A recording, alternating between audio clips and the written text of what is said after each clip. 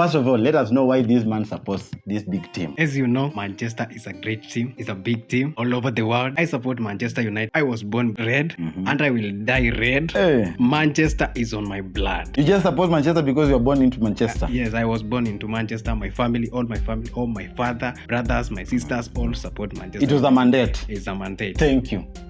This man says that at their family, everyone supports Manchester United. My friend, Batch, why do you support Chelsea? Thank you for that question. But before I explain why I bleed blue, I'll start by giving a little bit of a backstory. As a child, I idolized Drogba. Drogba was the king of football. Father trying to convince me to follow Arsenal, but Arsenal were mediocre back in the days. So I can say, in a simple word, I'll say Drogba. I had two choices. I could either go for Manchester United or Chelsea. So I opted for the Mighty Blues, the team who has won everything in this world. Hello, karibuni sana. Welcome back. This is Big Sports Africa, still your number one online football show in Africa right now. And we are on all social media platforms. Make sure to subscribe on YouTube and on our next show alert.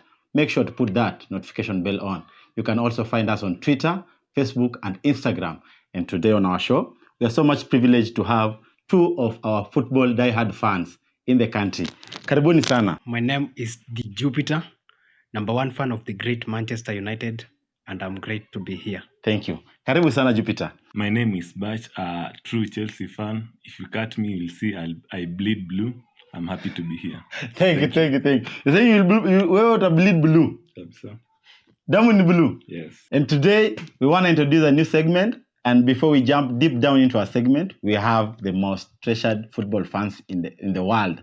And we have two teams here. We have Manchester United and we have Chelsea. But now, we want to ask them why they support their teams. We want to know why before we get into the segment.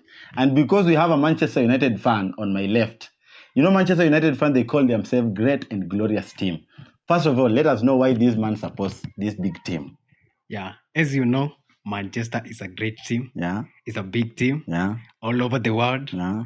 All over the continents. Yeah. Yeah, and what I want to say, I support Manchester United. I was born red and I will die red because Manchester is on my blood. You just support Manchester because you were born into Manchester? Yes, I was born into Manchester. My family, all my father, my brothers, my sisters, all support Manchester. It was a mandate. It's a mandate. Thank you.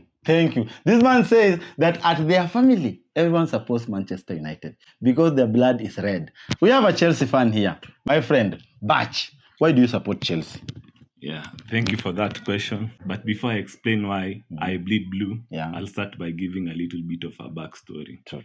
You see, back in the days when I was a young boy, like other normal children, watching football with their dad. My dad was an Arsenal fan. Oh. Yeah. But you see now, in primary school, growing up, the magazines, as a child, I idolized Drogba.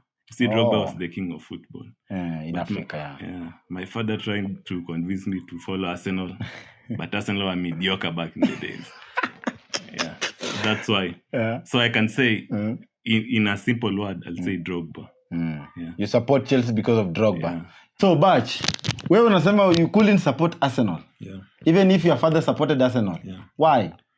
Because Arsenal were mediocre back in the day, so I had to go for a winning team. Thank you. So I had I had two choices. I could either go for Manchester United or Chelsea. And why didn't you go to Man United? You see, I'm a black child, I'm an African. But when I looked at the great players at Manchester United, all of them are white. I couldn't relate with them. Yeah. So I opted for the Mighty Blues, the team who has won everything in this world.